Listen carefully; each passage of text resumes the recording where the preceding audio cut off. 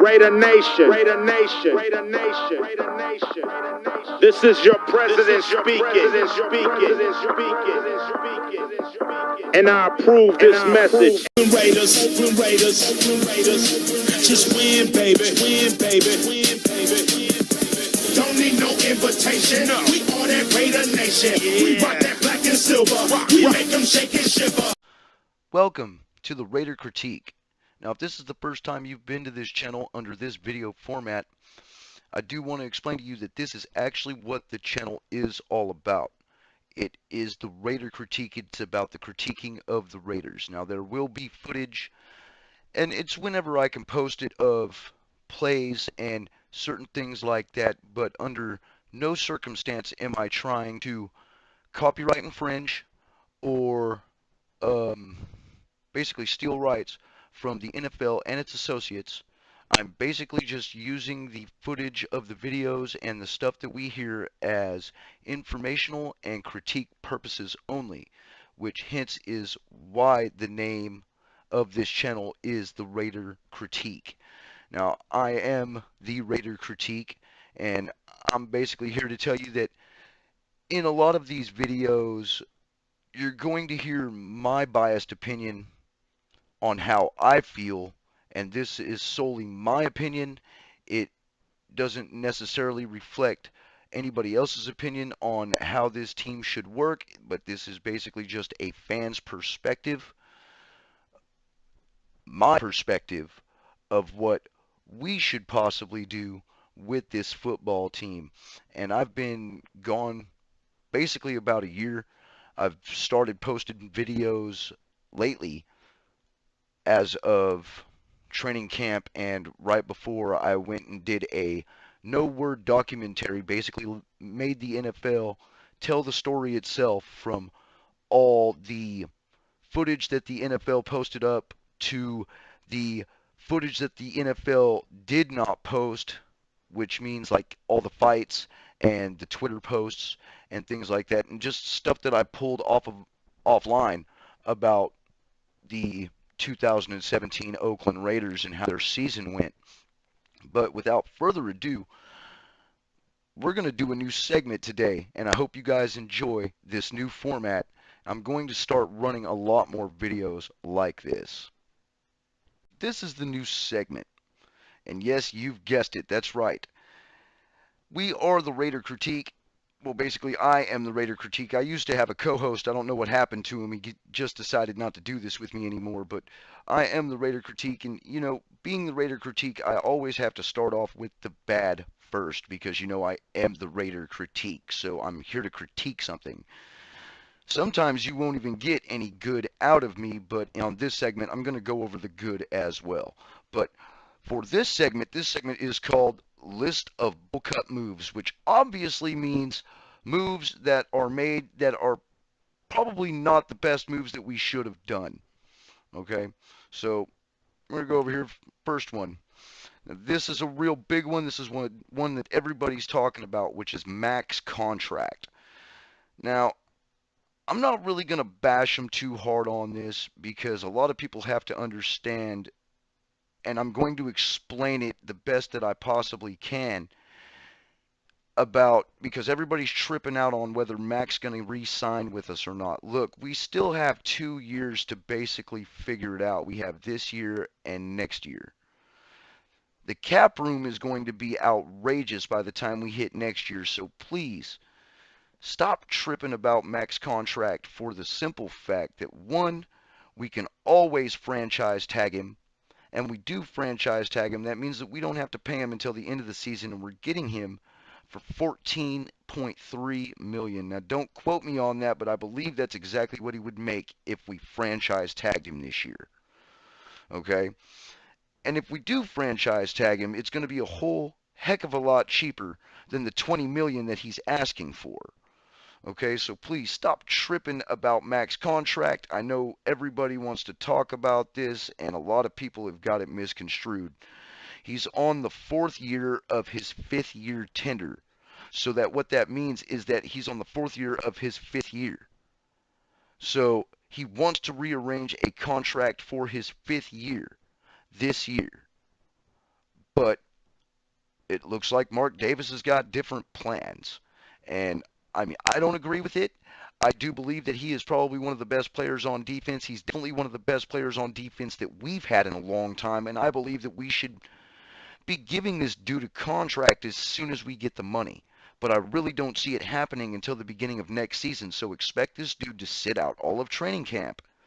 We're going to give him the franchise tag. He's going to be forced to play for $2 million a game, or however much that they make per game. Because of course, let's just get it completely correct. Are you going to sit on your butt and watch everybody else play when you can actually be out there and make $2 million a game?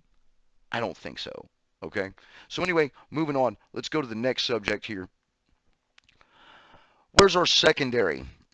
Now, we got rid of David Amerson and Sean Smith in the offseason, and I honestly applaud those moves because those guys were terrible. They were giving up all kinds of deep balls and even underneath routes. It was really terrible watching the highlights from last season and even reliving the highlights from last season, seeing how many blown coverages we had at the outside. And I really don't understand what we've done because we didn't pick up anybody really of starter caliber. Daryl Worley, he's got all kinds of issues with the Justice Department and counter/police that hopefully he gets resolved real soon. And then we have Garyon Conley, who we drafted last season. He's been injured all year last year, and now he is injured again. Now, of course, if you guys have been following training camp, of course, Garyon Conley is injured again. I'm not hearing anything about Obi Melifonwu. I don't believe that we're going to move him down to corner anyway. He's probably going to be sitting at safety, probably sitting second, third string, learning behind Reggie Nelson. And that wonderful guy, you guys already know how I feel about him, man. He gives up a lot of deep passes. Hopefully he doesn't give up any deep routes this year. But I really don't see what we did with our secondary to make it any better. Now, quote me if I'm wrong. I mean, really, we signed Rashawn Melvin, but one corner's not going to do when you just watched. I don't know how many of them walked away this offseason. I know T.J. Carey walked away. Wasn't a real big fan, but he could play the inside well, you know. And we've been signing a bunch of veterans who honestly are a lot of people would consider over the hill. So let's go ahead and move on to the third segment, please. So this one I'm kind of touchy on. Giorgio Tavecchio for Mike Nugent. Now, if you guys know anything and you've been watching football for quite a while, Mike Nugent has been consistent, but he hasn't really made a team in 2 years. He kicked, I believe he was kicking for, I can't remember what team it was, but he only had 4 kicks last year. And he went 4 for 4, but his whole career he's 81%, but there are seasons in there where he's had up to 10 missed field goals. I don't understand this move. Giorgio Tavecchio was he was a story, man. Everybody knows where he came from, man. The story's all over the place, and we just cut that guy loose for, I don't even know how long this Nugent guy's been in there, but I know he's been in there quite a while because I remember him from back in the day too, man. And he hasn't been that good. He's an aging veteran. And we just gave up a decent left-footed kicker because anybody got any answers? All right, and here's another one. Replacing Greg Papa with Brent Musburger. Now, have you guys heard Brent Musburger? He's some of the plainest, most... don't get me wrong. The guy's not bad, but listen to this. You are looking live at Arizona Stadium in Tucson. You are looking live at Heinz Field in Pittsburgh. You are looking live at the University of Phoenix Stadium. So 4th and a foot.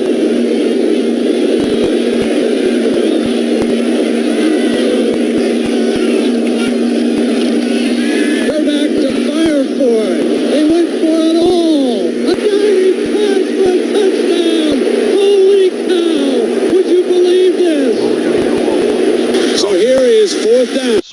really, we replaced Greg Papa, the voice of the Raiders, for that.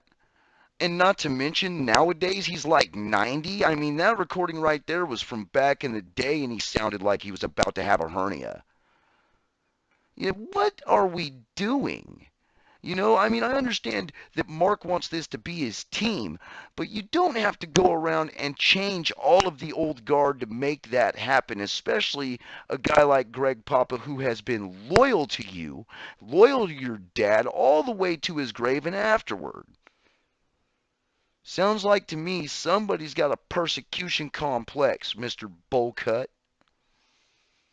So anyway, that is the bad segment of the Raider critique. And now we're going to go ahead and go into the good segment, which is actually very rare for this channel. So, of course, this is basically pretty generic, good moves made. And, we have made a lot of good moves in this offseason. We have beefed up the defense.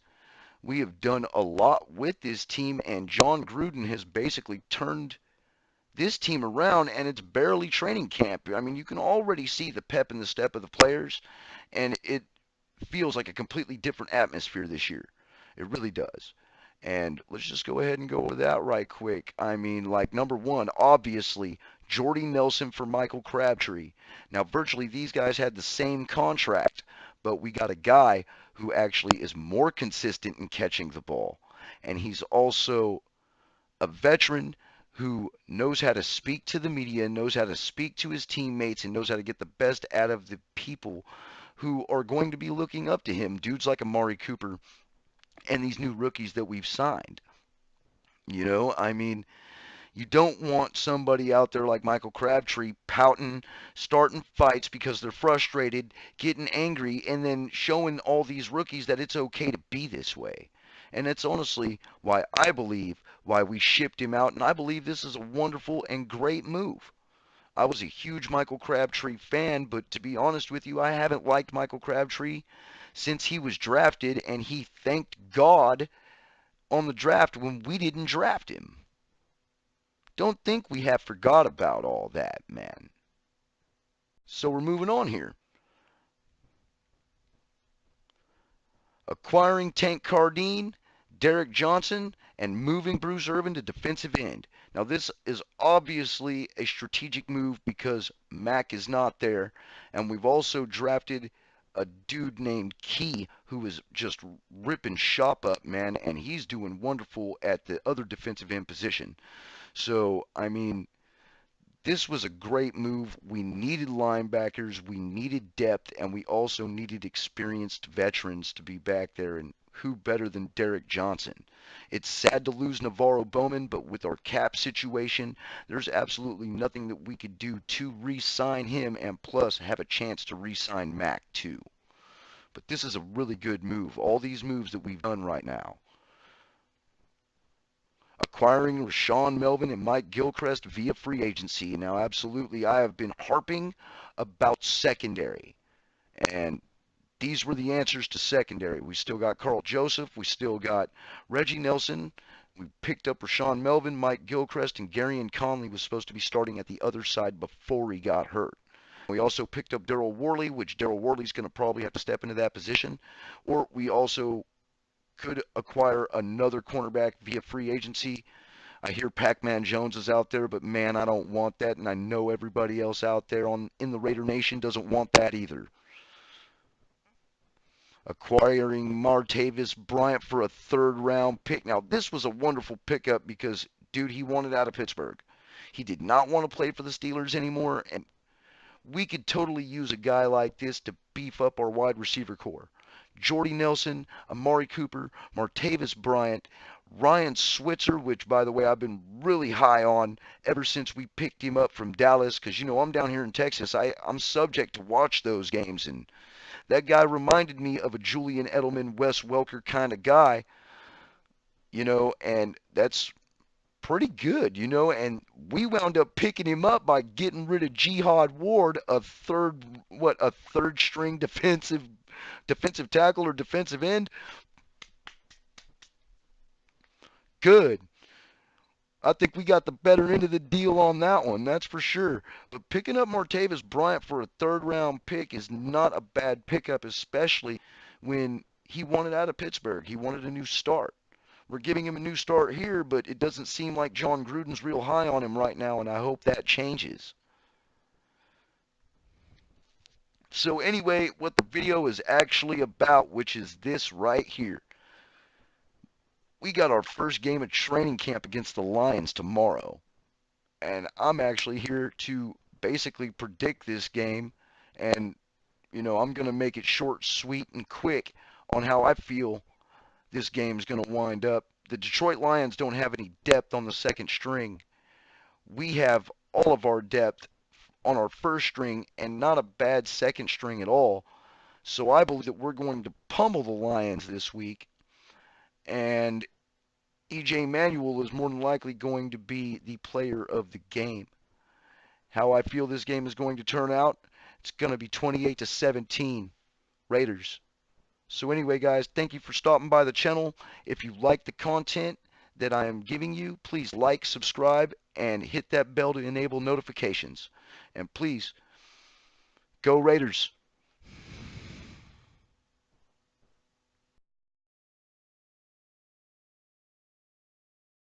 I'm the president of the Raider Nation. Please use this as motivation. If you want a piece of this, you can come and get it. I'm the president of the Raider Nation. Please use this as motivation. If you want a piece of this, you can come and get it. I'm the president of the Raider Nation. Please use this as motivation.